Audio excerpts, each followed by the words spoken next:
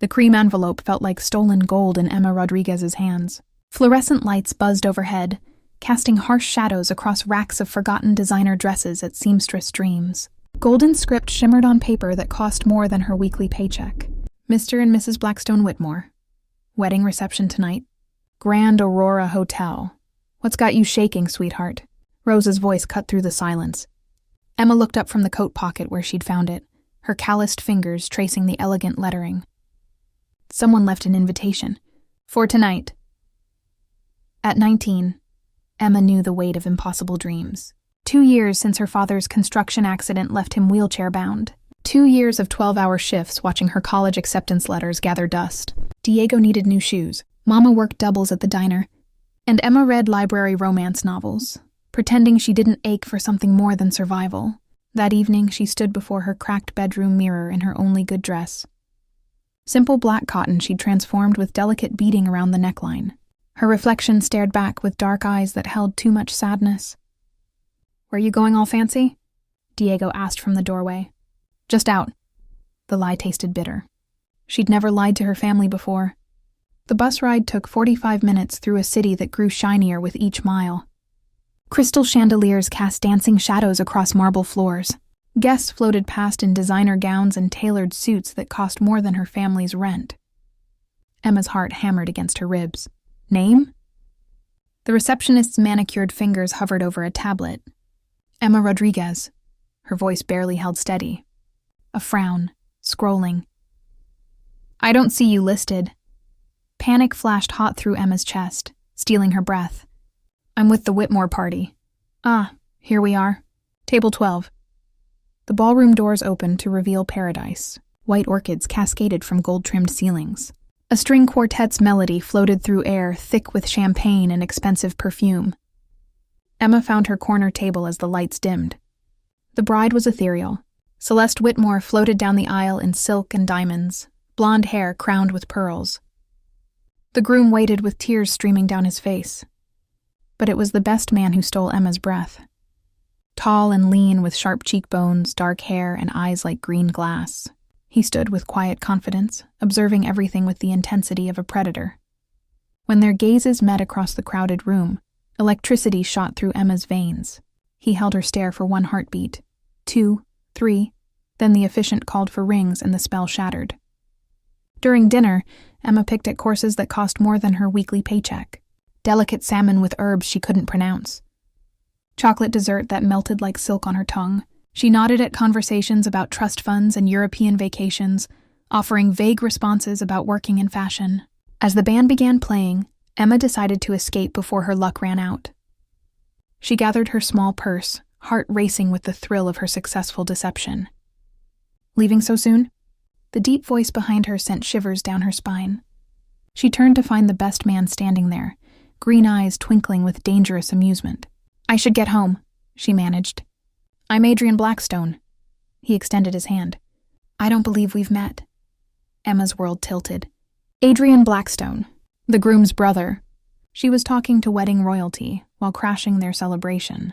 "Emma Rodriguez," she whispered, shaking his warm, strong hand. "Would you care to dance, Emma Rodriguez?" Before she could protest, he was leading her onto the polished floor. The band played something slow and romantic as Adrian's arms came around her with practiced ease.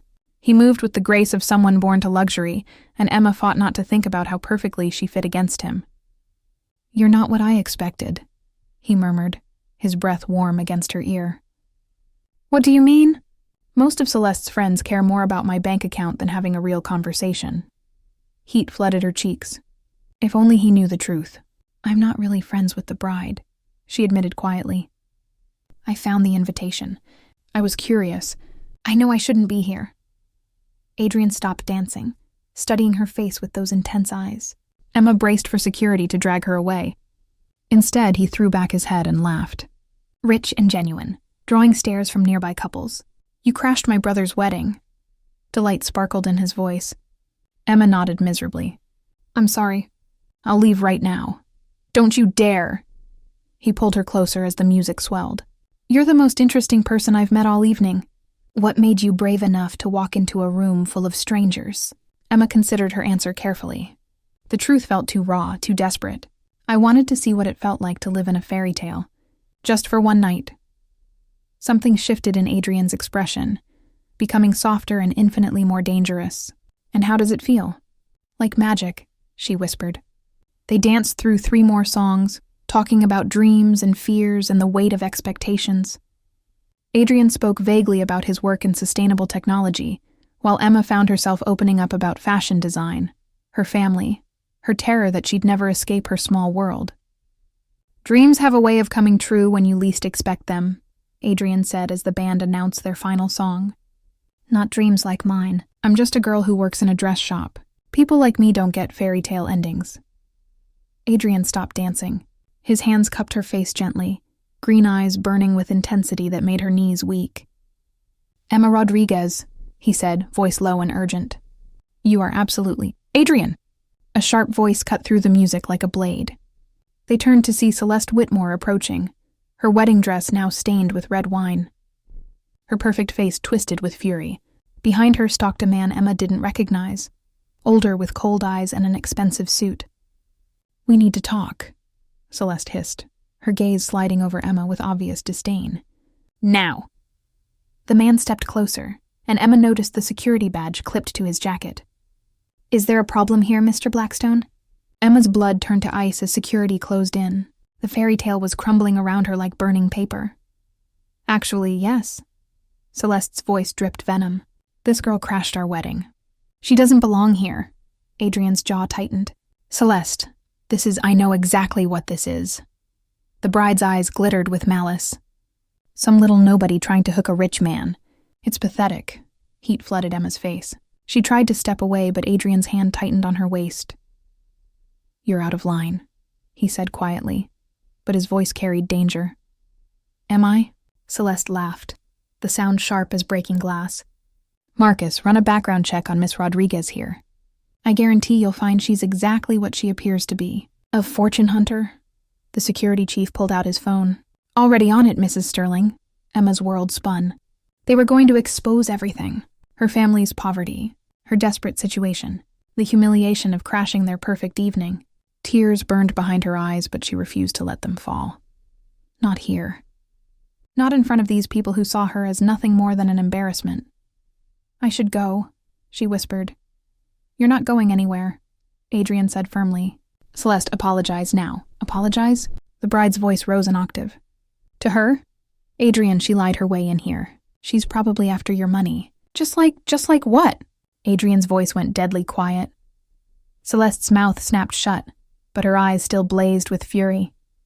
The security chief looked up from his phone, frowning. This is interesting. Emma Rodriguez, 19, works at Seamstress Dreams on 5th Street. Father disabled in a construction accident. Family's been struggling financially ever since. Each word hit Emma like a physical blow, her deepest shame laid bare for everyone to dissect. There, Celeste said triumphantly. A gold digger just as I suspected. Enough. Adrian's voice could have cut steel. He turned to Emma, his green eyes searching her face. Is it true? About your father? Emma's throat closed. She nodded, unable to speak. Then you're braver than anyone in this room, Adrian said loudly, his words carrying across the now silent ballroom. You came here alone, knowing you didn't belong, just to taste something beautiful for one night. That takes more courage than any of us have ever shown. He turned to Marcus. Escort Celeste back to her table. She's drunk. I am not. You are, Adrian said coldly. And you're making a scene at your own wedding. Think about that. Marcus hesitated, then gently took Celeste's elbow. The bride shot Emma one last venomous look before allowing herself to be led away. The crowd slowly returned to their conversations, but Emma felt their stares like knives on her skin. I need to leave, she said, her voice cracking. This was a mistake. Wait, Adrian caught her hand. Please, just give me 5 minutes. Outside, away from all this. Emma wanted to run, to disappear into the night and pretend this disaster had never happened. But something in Adrian's eyes made her pause. Desperation, loneliness, a reflection of her own pain. 5 minutes, she agreed. They slipped through a side door onto a moonlit terrace overlooking the city. The night air was cool against Emma's flushed skin. Below them, lights sparkled like fallen stars. "I'm sorry," Adrian said quietly. "Celeste had no right to treat you that way." She wasn't wrong, though. Emma wrapped her arms around herself. "I am exactly what she said. Poor, desperate, crashing parties where I don't belong." "You belong anywhere you choose to be." Adrian stepped closer. "Emma, I need to tell you something. About why I reacted the way I did in there." She looked up at him, confused. "My mother," Adrian said, his voice thick with old pain. "She came from nothing. Worked as a maid in my father's hotel. When they fell in love, my grandmother tried everything to break them up. Called her a gold digger, a social climber, even offered her money to disappear." Emma's breath caught. "But my father chose her anyway," Adrian continued. "They were married for 20 years before she died, and she was the kindest, bravest, most genuine person I've ever known." His green eyes locked onto Emma's. "When Celeste called you those things, all I could hear was my grandmother's voice, and I swore I'd never let someone be treated that way again." "Adrian," Emma whispered, "I don't know what to say." "Say you'll let me see you again." He took her hands in his. "Away from all this. Just you and me, getting to know each other without the masks and the performance."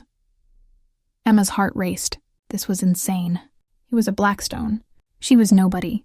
But the way he looked at her, like she was the only real thing in a world of beautiful lies, made her want to believe in fairy tales again.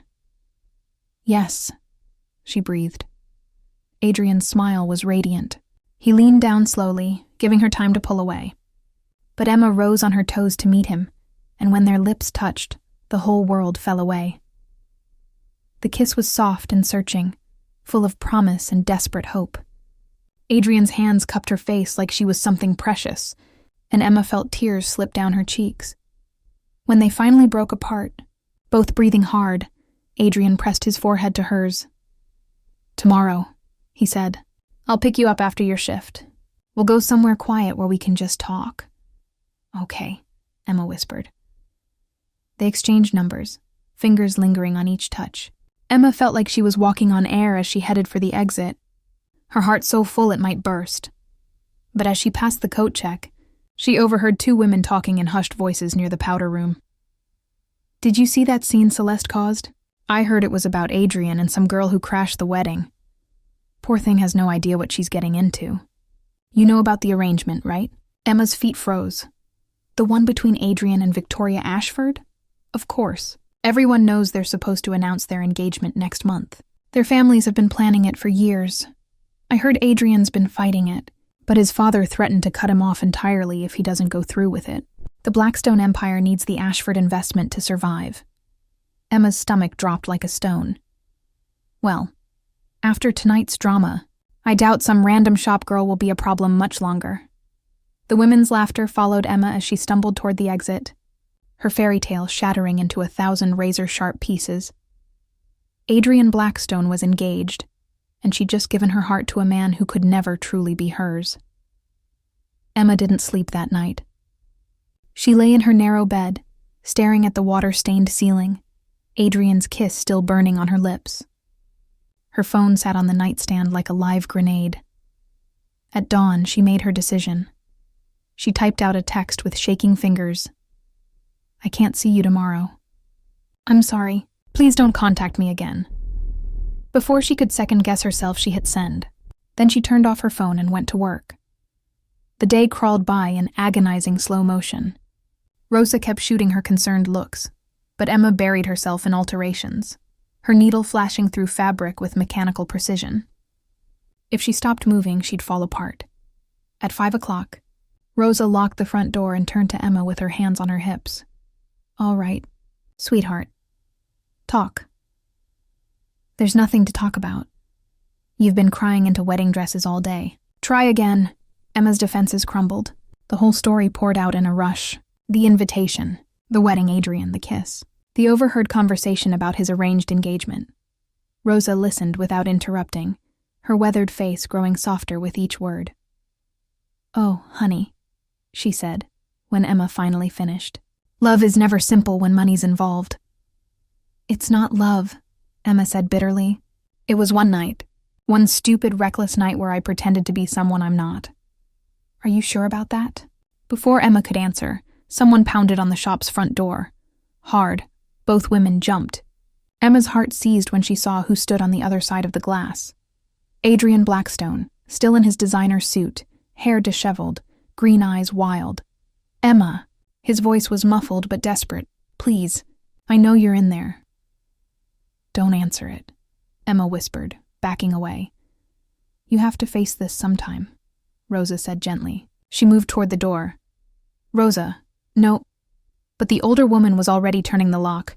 Adrian burst inside like a storm, his gaze locking onto Emma with laser focus. Why? He demanded. Why did you ghost me? What happened between last night and this morning? Emma lifted her chin, forcing steel into her voice. I realized what a mistake it was, all of it. We're from different worlds, Adrian. Last night was fun, but it's over now. That's a lie. He stalked closer. Look me in the eye and tell me you didn't feel what I felt. Tell me that kiss meant nothing. Emma's hands clenched into fists. What do you want me to say? That I fell for you in one night? That I'm heartbroken? Fine, you win, but it doesn't change anything. Then what does? Adrian stopped inches away, towering over her. Talk to me, Emma. Please. I heard about Victoria Ashford, she said quietly.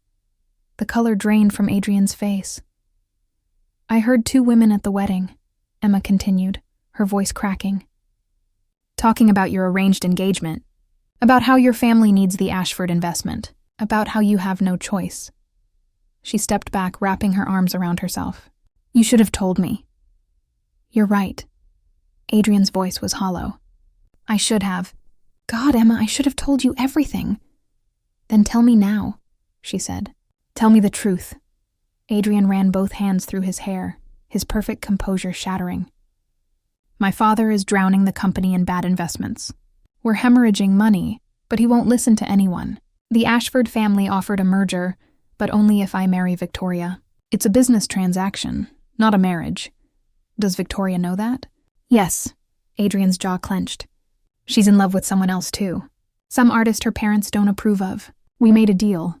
We'd go through with the engagement to satisfy our families, but we'd both be free to live our own lives privately. Emma laughed bitterly. And what was I supposed to be? Your secret? Your poor little side piece? No. Adrian grabbed her shoulders, his eyes blazing.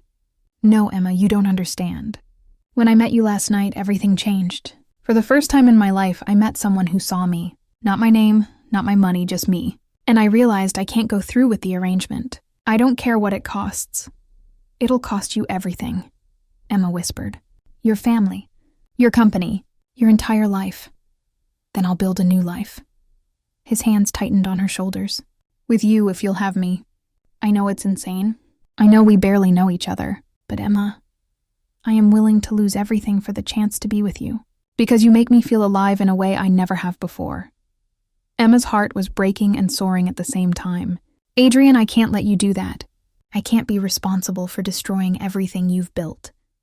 You're not destroying anything. You're giving me a reason to finally live my own life. He cupped her face gently.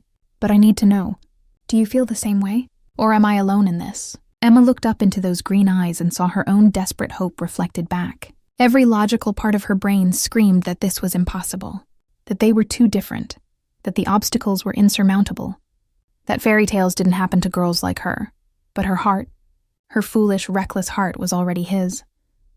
I feel it too, she whispered. I'm terrified, but I feel it too. Adrian's smile was blinding. He kissed her again, deeper this time, pouring everything he couldn't say into the touch. Emma melted against him, letting herself believe for one perfect moment that love could conquer everything. Rosa cleared her throat loudly from across the shop. They broke apart, both flushed and breathless. Sorry to interrupt the romance, Rosa said dryly, but you might want to see this. She held up her phone, her expression grim. Emma took it with shaking hands. The screen showed a gossip website. The headline made her blood run cold. Blackstone air caught with mystery woman at brother's wedding. Victoria Ashford calls off engagement. Below was a photo of Emma and Adrian on the terrace, caught in their kiss. The image was grainy but unmistakable. "Oh, God," Emma breathed. Adrian took the phone, his face hardening as he read. "This changes everything." "What do you mean?" "Victoria's family must have seen this already. If she's calling off the engagement publicly, my father is going to lose his mind." He looked up, his expression torn between fear and determination. "Emma, I need to go handle this, but I need to know you're with me, because once I walk out that door and face my family, there's no going back." Emma thought of her mother working doubles, of Diego's worn-out shoes, of the scholarship money she'd saved that was supposed to be for emergencies, of the safe, small life she'd built to protect her family from any more disaster. Then she thought of the way Adrian looked at her, like she was worth burning the world down for. "I'm with you," she said.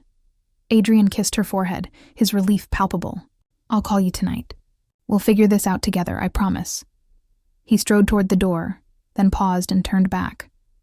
"Emma, one more thing. My father is going to come after you. He'll dig into your life, your family, looking for leverage. I need you to be prepared for that. What kind of leverage? I don't know. But he's ruthless when he's cornered. Just promise me you'll be careful." "I promise," Emma said, even as ice settled in her stomach. Adrian left, and the shop fell into heavy silence. Rosa moved to Emma's side, squeezing her shoulder. "You sure about this, sweetheart?" "No," Emma admitted, "but I'm doing it anyway." That night, Emma's phone rang at midnight. Unknown number. She almost didn't answer. But something made her thumb the green button. "Miss Rodriguez." An unfamiliar male voice, smooth and dangerous. "My name is Richard Blackstone, Adrian's father. I believe we need to have a conversation." "How did you get this number?" "That's not important. What's important is that you understand the situation you've created. My son is throwing away his future for a fantasy, and you're going to help me fix it." "I'm not helping you do anything," Emma said, her voice steadier than she felt. "Oh, I think you will." Richard's voice turned silky. "You see, I've been doing some research on your family. Your father's accident 2 years ago, the settlement he never received because his employer claimed negligence, the medical bills that have been piling up ever since." Emma's blood turned to ice. It would be a shame if those bills suddenly became due all at once. If your family lost their home, if your younger brother's school records showed certain discrepancies that might affect his education. "You're threatening my family," Emma whispered, horror washing over her. "I'm offering you a choice," Richard corrected. "Walk away from Adrian, disappear quietly, and I'll make sure your father receives the settlement he deserves. Enough to cover all those medical bills, plus a generous amount for your college education. Your family will never have to struggle again." Emma's hand shook so badly she almost dropped the phone. "And if I don't, then I'll make sure your family loses everything, and Adrian will watch it happen, knowing he caused it by refusing to do his duty." The line went dead. Emma stood frozen in her dark bedroom, the weight of an impossible choice crushing the air from her lungs. Save Adrian and destroy her family, or save her family and break both their hearts. Emma didn't tell Adrian about the call. For 3 days, she moved through her life like a ghost, smiled at customers, altered hems, pretended her world wasn't imploding. Adrian texted constantly, called every evening, his voice warm and excited as he talked about confronting his father, about choosing his own path, about their future together. Each word was a knife in her heart. On the 4th day, Emma received an envelope. Inside was a check for $200,000, made out to her father, and a single business card with an address downtown. She went after her shift ended, telling no one. The office was all glass and steel, overlooking the city from the 45th floor. Richard Blackstone sat behind a massive desk, looking at Emma like she was an insect under a microscope. "Miss Rodriguez, I'm glad you came to your senses." Emma placed the check on his desk with steady hands. "I need proof. Proof that my father's settlement is legitimate. That this isn't just going to disappear the moment I do what you want." Richard smiled, a cold thing without warmth. "Smart girl." He slid a folder across the desk. "Employment records from your father's former company. Evidence of their negligence. testimony from witnesses they silenced with bribes. Everything your family needs to sue and win. Emma opened the folder with trembling fingers. It was all there. Years of evidence her family could never have afforded to gather. Why? She asked quietly. Why go to all this trouble? There must be other ways to save your company. Because Adrian is my heir, Richard said. And he's always been too soft, too emotional. His mother filled his head with romantic nonsense about love and following your heart. His eyes hardened. I won't let him destroy everything I've built because he developed a crush on a shop girl. The words should have hurt. But Emma felt numb. What do I have to do? Simple. You're going to break his heart so thoroughly that he never thinks of you again. Tomorrow night, he's planning to take you to his family's estate, to introduce you to everyone as the woman he's choosing over his obligations. You'll go. You'll let him believe everything is perfect. Richard leaned forward. And then you'll tell him you were using him, that you crashed that wedding specifically to target a rich man, that everything between you was calculated to secure your family's future. Emma's stomach lurched. He'll never believe that. He will if you're convincing enough. You're good at lying, Miss Rodriguez. You proved that when you walked into that wedding like you belonged there. Richard's smile was cruel. Just think of it as one more performance. And if I can't do it? Richard pressed a button on his desk. A screen on the wall flickered to life, showing security footage of Emma's apartment building. Her mother leaving for work, Diego walking to school. Then your family pays the price, he said softly. I've already had your father's medical records flagged for review. One phone call and his disability benefits get suspended pending investigation. That process takes months. Months your family can't afford. Emma felt tears burning behind her eyes, but she refused to let them fall. Not here, not in front of this man. You're a monster. I'm a father protecting his son's future. Richard stood, buttoning his suit jacket. Think about it, Miss Rodriguez. You get to be the hero who saves her family. Adrian gets to fulfill his destiny. Everyone wins except for a little temporary heartbreak. There's nothing temporary about this, Emma whispered. No, Richard agreed. But you'll survive. Your kind always does. Emma left the office feeling hollow. She walked for hours through the city, watching people rush past with their ordinary problems, their simple lives. She thought about telling Adrian everything, about fighting back together, but then she remembered Diego's worn-out shoes, her mother's exhausted face, her father's medical bills stacked on the kitchen table like tombstones. At midnight, she texted Adrian, I can't wait for tomorrow night. I have something important to tell you, too. His response was immediate. I love you, Emma Rodriguez. I think I've loved you since the moment you walked into that ballroom. Emma's tears finally fell, silent and endless as she typed back, I love you too. The next evening, Emma dressed in the nicest outfit Rosa had helped her put together. A simple burgundy dress that made her look sophisticated, almost like she belonged in Adrian's world. Almost.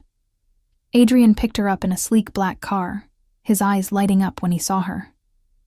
He kissed her softly, reverently, like she was something precious. You look beautiful, he murmured against her hair. Thank you, Emma managed, her voice steady despite the screaming in her head. The Blackstone estate was a mansion out of a fairy tale. Marble columns, manicured gardens, wealth beyond anything Emma had ever imagined. Adrian led her inside, his hand warm in hers, pointing out family portraits and telling stories about his childhood. I want you to know everything about me, he said. Every broken piece, every scar. I want you to see me completely. Emma's heart shattered a little more with each word. They ended up in a private garden behind the house, surrounded by roses and moonlight. Adrian pulled her close, his green eyes serious. I talked to my father today, he said. I told him I'm walking away from the company. From all of it. He threatened to disown me, cut me off completely. But Emma, I don't care. I'd rather have nothing and be with you than have everything and be miserable. Adrian, no. Let me finish. He took both her hands. I know we've only known each other for days. I know this is crazy, but I've never been more certain of anything in my life. I want to build something real with you. Something that's ours, not something inherited or arranged or expected. He pulled a small box from his pocket. and Emma's breath caught. "This isn't an engagement ring," Adrian said quickly. "It's too soon for that. But it's a promise. A promise that I choose you, Emma Rodriguez. I choose us." He opened the box. Inside was a delicate silver ring with a small emerald. Simple. Beautiful. Everything Emma had ever dreamed of and could never have. "Adrian," she whispered, her voice breaking. "I need to tell you something. Anything." Emma looked into his eyes and saw her entire future. Saw love and hope and possibility. Saw the life they could have built together if the world was fair, if money didn't matter, if love was enough. Then she thought of Diego's face, her mother's exhausted smile, her father's wheelchair, and she destroyed everything. "I've been lying to you," she said, her voice cold and mechanical. "About everything," Adrian's smile faltered. "What do you mean?" "I crashed that wedding on purpose. I researched the guest list, found out who the Blackstones were, how much money your family has. I knew you'd be there. The lies poured out like poison. I needed a way out of my life, and you were my ticket." "That's not true." Adrian stepped back, confusion and hurt warring on his face. "Emma, what are you doing?" "I'm telling you the truth." She forced herself to meet his eyes, to make him believe. "Did you really think someone like me could fall for someone like you in one night?" It was all calculated. The dress, the innocence, the whole wounded girl act. "I knew exactly what I was doing." "Stop it." Adrian's voice cracked. "This is your father talking, isn't it? He got to you. Emma, whatever he threatened you with..." "He offered me money," Emma continued ruthlessly. "Enough to solve all my family's problems. And I took it. Because that's all this was ever about." She pulled off the promise ring he hadn't even put on her finger yet, and dropped it on the ground. "I got what I needed. The check's already in my account. Thank you for the fairy tale, Adrian. It was fun while it lasted." Adrian stared at her like she'd physically struck him. His face had gone deathly pale, his green eyes wide with betrayal. "You're lying," he whispered. "I know you're lying. Believe what you want." Emma turned toward the house, her heart screaming with every step. "I need to go now. Your driver can take me home." "Emma, please." Adrian's voice broke completely. "Don't do this. Whatever he threatened you with, we can fight it together. Just tell me the truth." Emma stopped, her back to him. For one moment, she almost turned around. Almost told him everything. Almost chose love over survival. Then she thought of her family sleeping peacefully in their beds, safe and unaware of the knife hanging over their heads. "Goodbye, Adrian," she said, and walked away from the only man she'd ever loved. She made it to the car before the sobs started, silent, wrenching things that tore through her chest like claws. The driver said nothing, just handed her tissues and drove her home through blurred city lights. When Emma walked into her apartment, her mother was waiting at the kitchen table. Maria Rodriguez looked up with concern etched into every line of her tired face. "Mija, what happened?" Emma collapsed into her mother's arms and told her everything. The wedding, Adrian, Richard's threats, the impossible choice she'd made. Maria held her daughter while she cried, stroking her hair like she had when Emma was small. "You shouldn't have done that alone," Maria whispered. "We're a family. We face things together. I couldn't risk it, Mama. He was going to destroy us, and now he's destroyed you instead." Maria pulled back, cupping Emma's face. "Listen to me. No amount of money is worth your happiness. Not ever, but Diego's school. Papa's medical bills, we'll figure it out. We always do." Maria's eyes were fierce. "But I won't let my daughter sacrifice her heart for us. You go back to that boy and tell him the truth. It's too late." Emma's voice was hollow. "You didn't see his face, Mama. I hurt him too badly. He'll never forgive me. Then you fight to make him understand. You don't give up on love because it's hard." But Emma was so tired. Tired of fighting. Tired of struggling. Tired of dreams that always stayed just out of reach. She went to bed that night feeling like a shell of herself. At 3 a.m, her phone buzzed. A text from an unknown number. "Meet me at Seamstress Dreams. 1 hour, come alone." Emma's heart seized. She threw on clothes and ran the 15 blocks to the shop, her breath coming in gasps. Adrian stood outside the darkened storefront, backlit by a street lamp. He looked wrecked. Hair disheveled, tie gone, eyes red-rimmed. "I talked to my father," he said without preamble. "After you left. I confronted him about what he did to you." Emma's blood turned to ice. "Adrian, he confessed everything. The threats, the money, the settlement he dangled in front of you." Adrian's voice was raw. He was proud of it. "Said he was protecting me from making a mistake." "I'm sorry," Emma whispered. "I'm so sorry. I should have told you, but I was scared. I know." Adrian crossed the distance between them in 2 strides. "I know why you did it, and I understand." "God, Emma, I understand." He took her face in his hands. "But don't you see? We let him win. We let fear make our choices for us. Your father will destroy my family." "No, he won't." Adrian's smile was grim. "Because I made him a deal. I'll take over the company. I'll fix his disasters and save the Blackstone empire. But on my terms, with full control and no interference." Emma's breath caught. "Adrian, that's everything you didn't want." "I thought I didn't want it," he corrected. "But the truth is, I was running from responsibility. From the hard work of actually changing things from the inside." His green eyes blazed with new determination. "My mother built half that company from nothing. She had vision and compassion and strength.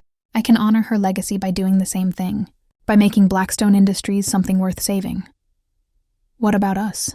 Emma's voice was barely audible. "That's up to you." Adrian's thumb traced her cheekbone. "I told my father that you're not negotiable. That if he ever threatens you or your family again, I walk away and let his empire crumble." He agreed. His expression softened. "But Emma, I need you to choose this time. Not out of fear or obligation or sacrifice. I need you to choose me because you want to." Emma looked up at the man who had crashed into her life like a meteor, who had seen past her poverty to the person underneath, who was willing to sacrifice his dreams and fight his demons for a chance at something real. "I'm terrified," she admitted, "of your world, of messing this up, of not being enough." "You're terrified," Adrian agreed. "I'm terrified. We're both complete disasters." He smiled, and it was the most beautiful thing Emma had ever seen. "But we can be disasters together." Emma laughed through her tears. "That's the worst romantic speech I've ever heard." "I know. I'm out of practice." Adrian leaned his forehead against hers. "So what do you say, Emma Rodriguez? Want to take a chance on a reformed billionaire with family issues and a struggling company?" Emma thought about fairy tales, about how they always made love look easy and perfect and simple. But this was real life, messy and complicated and terrifying, and somehow that made it even more worth fighting for. "Yes," she whispered. "Yes, I choose you." Adrian kissed her then, soft and desperate and full of promise. And for the first time since that night at the wedding, Emma felt like she could breathe again. They stood there on the empty street, holding each other while the city woke up around them. 2 people from different worlds, choosing to build a bridge between them. It wouldn't be easy. There would be more fights, more obstacles, more people trying to tear them apart. But they would face it together, and that made all the difference. 3 months later, Emma stood in a boardroom on the 45th floor of Blackstone Tower, watching Adrian command a room full of executives twice his age. "We're not just cutting costs," he said, his voice carrying authority that still made her heart skip. "We're investing in sustainability, in our workers, in building something that lasts beyond quarterly profits." The executives grumbled, but they listened. Adrian had proven himself in those 3 months, turning around failing projects and bringing fresh vision to a company choking on its own outdated practices. Emma caught his eye across the room. He winked, and she had to hide her smile behind her hand. After the meeting, they rode the elevator down together, fingers intertwined. "How's the new collection coming?" Adrian asked. Emma lit up. "Rosa says the sketches are some of the best work she's ever seen. We might actually be ready for the spring showcase." With the settlement money Richard had been forced to honor, Emma had enrolled in design school. She still worked at Seamstress Dreams, but now as a partner, creating her own line with Rosa's guidance. Her father's medical bills were paid. Diego had new shoes and a college fund. Her mother had finally been able to cut back to 1 job. The fairy tale had come true, just not the way Emma had imagined. They stepped out into the evening air, and Emma froze. Victoria Ashford stood on the sidewalk, elegant in a designer coat. Beside her was a handsome man with paint-stained fingers and kind eyes. "Victoria," Adrian said carefully, "this is unexpected. I'm sorry to ambush you." Victoria's smile was genuine. "I wanted Emma to meet Marcus, my fiancé." The artist extended his hand, and Emma shook it, seeing the same nervous hope in his eyes that she felt every day. "I also wanted to apologize," Victoria continued, "for the role my family played in all of this. The pressure, the arrangement. None of it was fair to any of us." "You don't need to apologize," Adrian said. "We were all just trying to survive our family's expectations." "Still," Victoria looked at Emma directly, "you were brave enough to fight for what you wanted. I should have done the same from the start. Maybe we all would have suffered less." After they left, Emma turned to Adrian. "Do you ever regret it? Choosing this instead of the easier path?" Adrian pulled her close, his green eyes serious. "Every day I wake up and get to be with you is the opposite of regret. Every single day." They walked to their favorite spot, a small park overlooking the river. The city sparkled around them, full of light and possibility. Emma leaned against Adrian's shoulder, feeling the steady beat of his heart. "I have something to tell you," Adrian said quietly. Emma's stomach fluttered. "Good something or bad something?" "Terrifying something." He pulled back to look at her. "My father is retiring. He's handing full control of the company to me." "Adrian, that's incredible. And I'm going to need a partner." His hands cupped her face. "Not just in business. In everything. Emma Rodriguez. I know it's only been 3 months. I know we're young and crazy and probably moving too fast. But I love you. I love your strength and your kindness and the way you see the world. I love that you crashed a wedding because you refused to let your dreams die." He pulled out a small box, and Emma's breath caught. "I'm not asking you to marry me today, but I'm asking if you'll consider a future where we build something amazing together, where we prove that love isn't just a fairy tale, it's a choice we make every single day."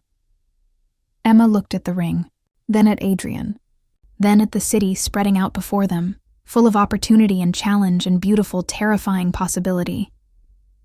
She thought about the girl she'd been 3 months ago, desperate and small and convinced that dreams like hers didn't come true. She thought about all the obstacles they'd overcome, and all the ones still waiting. And she realized something profound. Fairy tales weren't about perfect love. They were about imperfect people choosing each other anyway, about fighting for happiness instead of waiting for it to magically appear, about crashing the party and refusing to leave when you finally found where you belonged. "Yes," Emma said, tears streaming down her face. "Yes to all of it, to the terrifying future, and the impossible dreams and choosing you every single day." Adrian slid the ring onto her finger, and it fit perfectly, just like them, imperfect and unexpected and absolutely right. They kissed as the sun set over the city, 2 people who had found each other in the most unlikely way possible. A girl who dared to dream, and a boy who dared to choose love over obligation. The journey had been painful, messy, full of mistakes and sacrifices and moments of doubt. But standing there in each other's arms, they knew one truth with absolute certainty. Sometimes the best fairy tales are the ones you write yourself, even if they start with crashing a wedding. "You were never invited to," Emma leaned into Adrian's embrace, feeling the weight of the promise ring on her finger. Around them, the city buzzed with evening life. Somewhere out there, another girl was probably dreaming of escape. Another boy was trapped by expectations. But here, in this moment, Emma and Adrian had found something rare and precious. They had found each other, and they had chosen to fight for it. Diego called just as they were leaving the park, his voice excited about a science project. Emma's mother sent a text with a photo of her father smiling in his new wheelchair. Rosa left a voicemail about a potential investor for their clothing line. Life wasn't perfect. The Blackstone family still caused drama. Emma's design school workload was overwhelming. Adrian worked 16-hour days trying to transform a legacy he'd never wanted. But every night, they came home to each other. And every morning they woke up and chose each other again. The cream-colored invitation that started it all sat framed on Emma's desk now. A reminder that sometimes the best decisions are the reckless ones, the ones that make no sense on paper, but change everything. Emma Rodriguez had crashed a billionaire's wedding looking for a fairy tale. What she found was something better. She found real love. The kind worth fighting for. The kind that transformed them both. And as Adrian pulled her close under the darkening sky, Emma knew with absolute certainty that she would crash that wedding 1,000 times over, because some invitations aren't meant to be ignored, some are meant to change your life forever. The end.